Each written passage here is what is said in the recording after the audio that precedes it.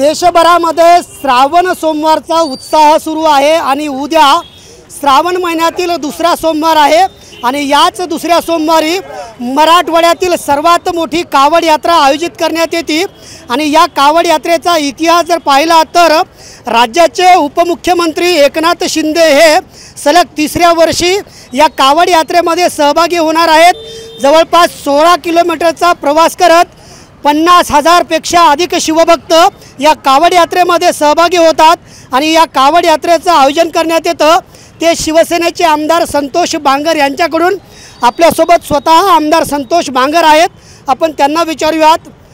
50,000पेक्षा जास्त शिवसैनिक शिवभक्त आणि 14 किलोमीटरचा प्रवास, नेमका तुमच्या कावड यात्रेचं काय वैशिष्ट्य काय असतं? दरवर्षी श्रावण मास निमित्ताने आम्ही ही कावड यात्रा काढत असतो।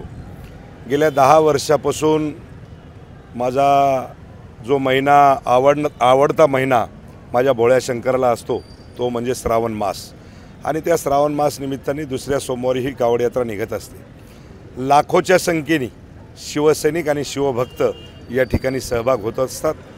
हा जर पल्ला जर बघितला तर मला वाटते की चिंचाळेश्वर महादेव ते गांधी चौक हे 18 किलोमीटरचा पल्ला आहे। या ठिकाणाहून पैदल शोभायात्रा या ठिकाणी निघत असते। या कावड यात्रेमध्ये तुम्ही वेगवेगळ्या नद्यांचं पाणी हे प्रभू शिवशंकराला वाहता, त्याची आख्यायिका काय आहे, कसं नियोजन असते, किती दिवसापासून? गंगासागर असेल, गोदावरी असेल, नर्मदा असेल, अनेक ठिकाणी आपली कयादू असेल, अनेक ठिकाणचं पाणी जमा करून त्या ठिकाणी जल अभिषेक आम्ही ओम कयादू अमृतधारा महादेव मंदिरावर करत असतो। अनेक ठिकाणी ज्या राज्यामधून पाणी नद्या जातात त्या नदीचं गंगेचं पाणी आणायचं आणि शिव भोळ्या शंकराला त्या ठिकाणी स्नान घालायचं। पण दुसरीकडे जर आपण पाहिलं तर महाराष्ट्रामध्ये विविध धार्मिक कार्यक्रम होतात, मात्र तुमच्या कावड यात्रेला राज्याचे तत्कालीन मुख्यमंत्री आणि आताचे उपमुख्यमंत्री सलग तिसऱ्या वर्षी येणार आहेत। उपमुख्यमंत्र्यांना या कावड यात्रेचं काय आवडतं वैशिष्ट्य आहे आणि ते आवर्जून उपस्थित राहतात?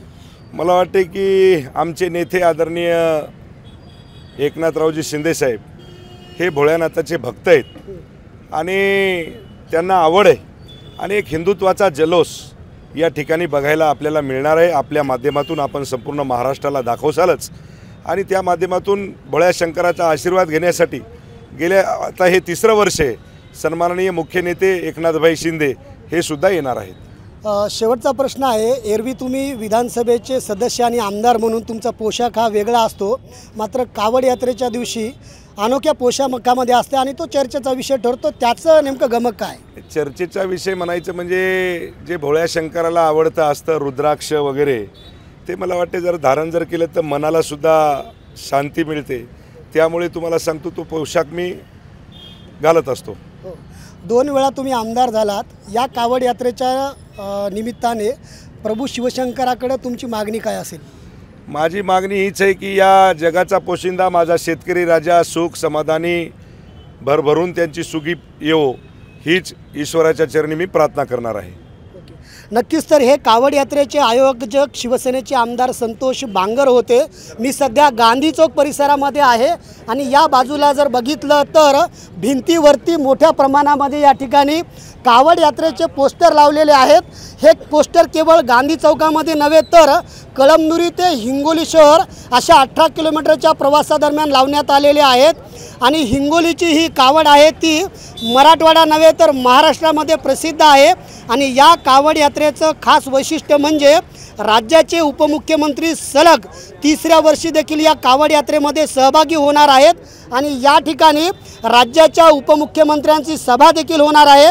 या सभेच्या माध्यमातून शिवभक्तांना उपमुख्यमंत्री काय संदेश देणार याकडे संपूर्ण महाराष्ट्राचं लक्ष लागलेलं आहे। संदीप नागरे, साम टीव्ही न्यूज, हिंगोली। आता isakal.com आहे देशातील नंबर 1 ची मराठी न्यूज वेबसाईट। प्रत्येक अपडेटसाठी isakal.com ला नक्की भेट द्या।